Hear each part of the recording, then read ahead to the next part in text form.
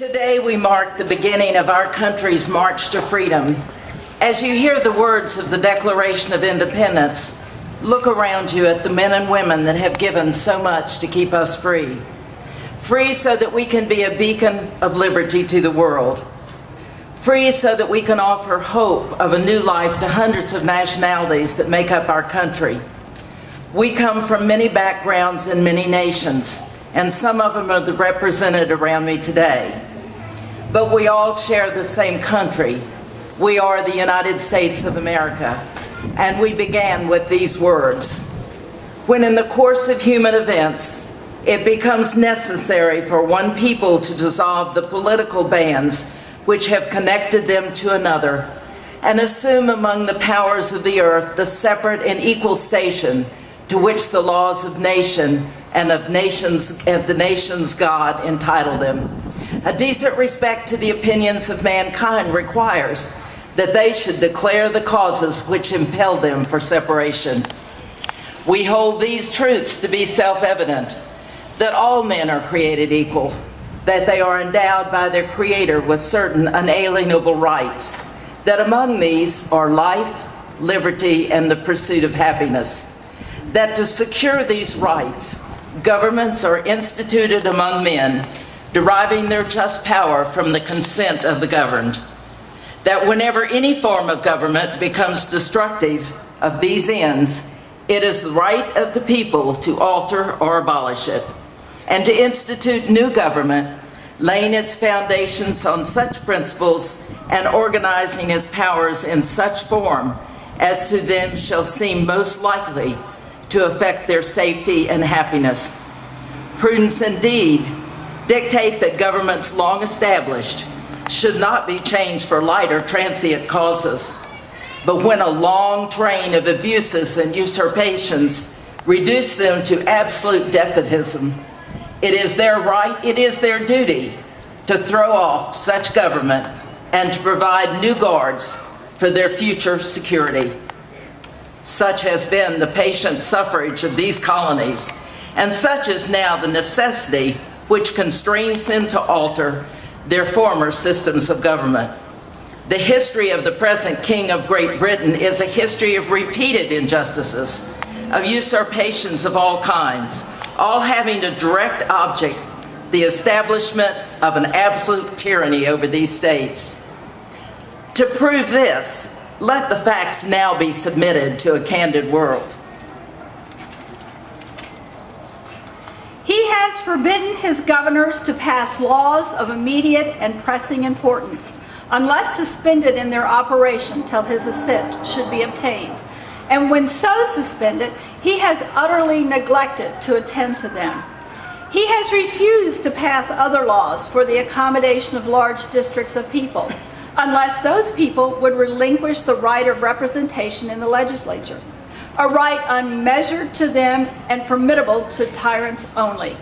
He has called together legislative bodies at places unusual, uncomfortable, and distant from their depositories of public records, for the sole purpose of fatiguing them into compliance with his measures.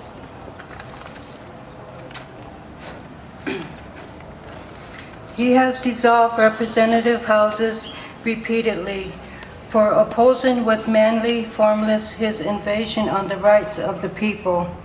He has kept among us in time of peace, standing armies without the consent of our colonial government.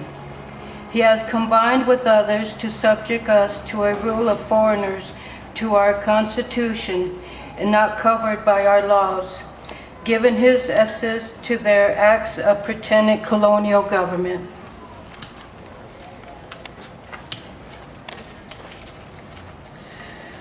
For quartering large bodies of armed troops among us, for protecting them from a mock trial, from punishment for any murderers which would commit on the inhabitants of these states, for cutting off our trade with all the parts of the world, for imposing taxes on us without our consent, for depriving us in many cases of the benefits of trial by jury, for transporting us beyond seas to be tried for pretended offenses.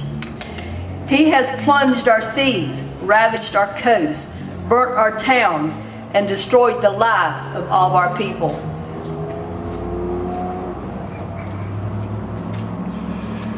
In every stage of these oppressions, we have petitioned for compensation in the most humble terms.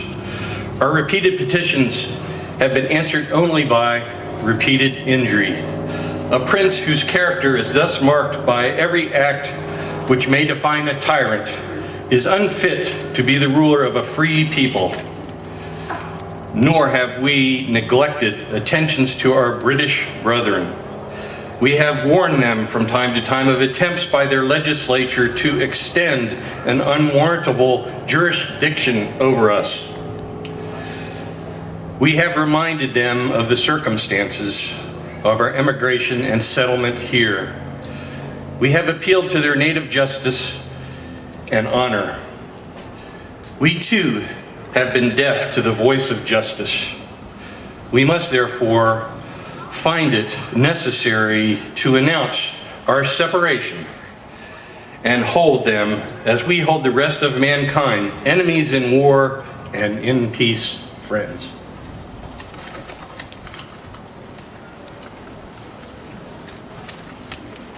We, therefore, the representatives of the United States of America in General Congress, assembled, appealing to the Supreme Judge of the world for the righteousness of our intentions, do in the name and by the authority of the good people of these colonies solemnly publish and declare that these united colonies are, and of a right ought to be, free and independent states, that they are absolved from all allegiance to the British Crown, and that all political bounds connecting them and the state of Great Britain is and ought to be totally dissolved.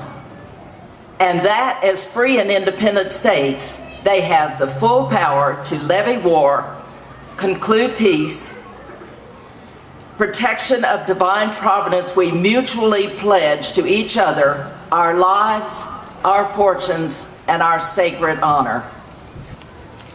I want to thank our readers today. Judy Scott represented Ireland, Joanne Steele represented Native Americans, Adele Pretty representing Lebanon, John Strott representing Germany, Jack Backles representing Sweden, and Joan Vandersol representing the Pilgrims. The Declaration began the Revolutionary War. The old colonies became free and independent nation. We had a new name, and we soon had a new song. It became our nation's song, and it's known as the Star-Spangled Banner.